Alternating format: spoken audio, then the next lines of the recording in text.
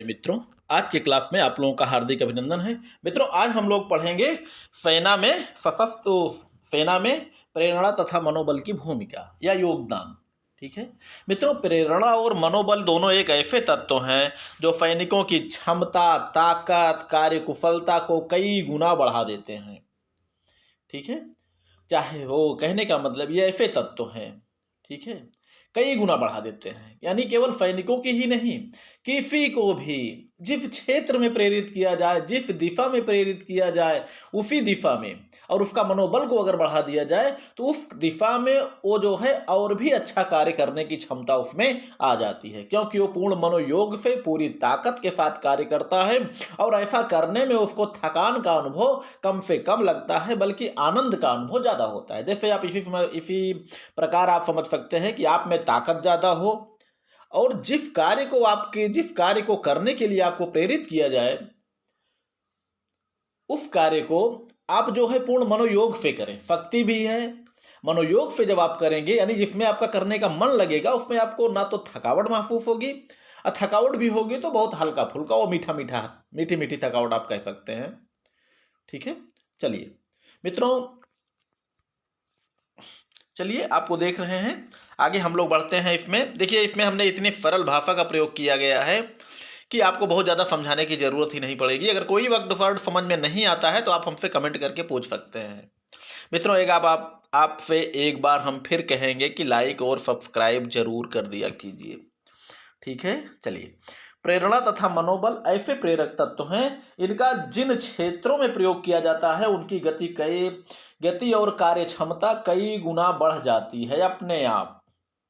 ठीक है, युद्ध में ना तो इन तत्वों का विशेष सॉरी युद्ध में इन तत्वों का विशेष महत्व होता है। सैनिकों की गति एवं कार्य क्षमता को यह तत्व कई गुना बढ़ा देते हैं।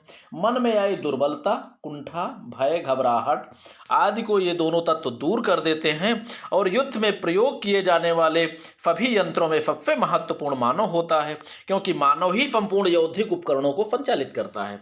मानव ही युद्ध का प्रथम हथियार होता है। प्रेरणा एवं मनोबल जैसे तत्व मानव को संचालित करते हैं।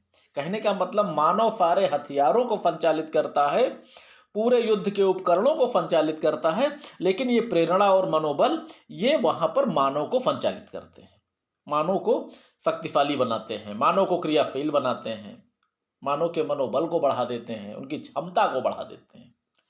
ठीक है, चलिए। सैन्य क्षेत्र में इन तत्वों की भूमिका को हम इस प्रकार व्यक्त कर सकते हैं। अब इसमें आप देख सकते हैं कि सैनिकों में कार्य के प्रति अधिक चुस्ती, तत्परता एवं उत्साह दिखाई देता है अगर सैनिक प्रेरित एवं मनोबल से युक्त है तो।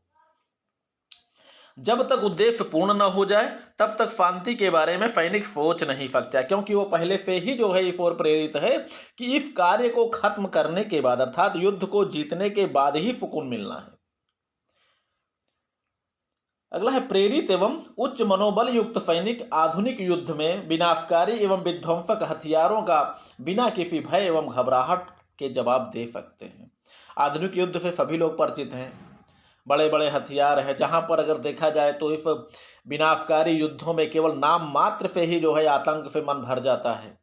लेकिन अगर मनोबल ऊंचा है, प्रेरणा अच्छी है, आपको प्रेरणा आपको अच्छी मिली है तो आप कभी नहीं डरेंगे।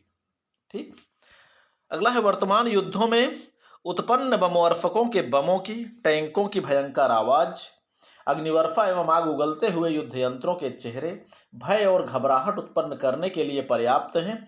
इनका मुकाबला प्रशिक्षण के दौरान दिए गए प्रेरणा एवं मनोबल से ही संभव है। ठीक है, क्लाइटबिट्स ने भी मनोबल को तलवार की धार कहा है। इसको हम आपको कई बार बता चुके हैं, क्योंकि उच्च मनोबल में ही आक्रामक शक्ति होती है। नेपोलियन ने अपने उच्च मनोबल और यौद्धिक कुशलता के कारण ही विश्व में युद्ध के देवता के नाम से जाना जाता है।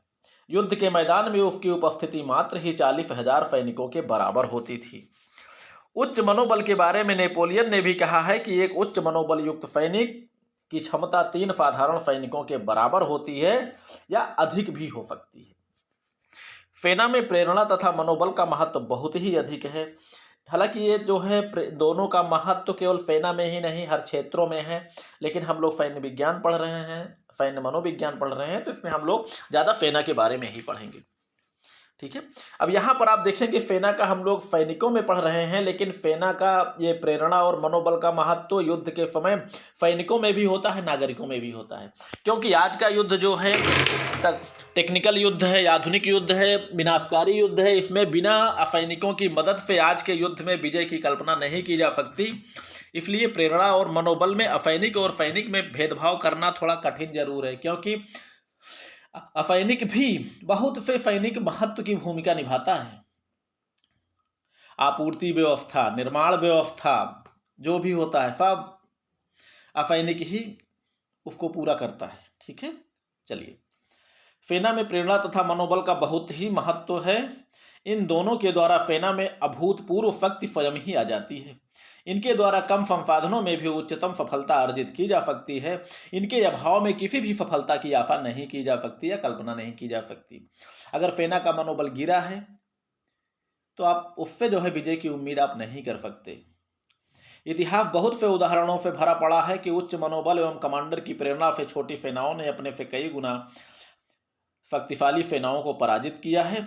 इन तत्वों के अभाव में शक्ति और साधन संपन्न सेनाएं भी दिखने में कमजोर सेनाओं से पराजित होती रही हैं। तो उम्मीद करता हूं मित्रों समझ में जरूर आया होगा। बाकी लाइक और सब्सक्राइब आप लोग जरूर कर दीजिएगा। पढ़िए लिखिए, मस्त रहिए, खुश रहिए।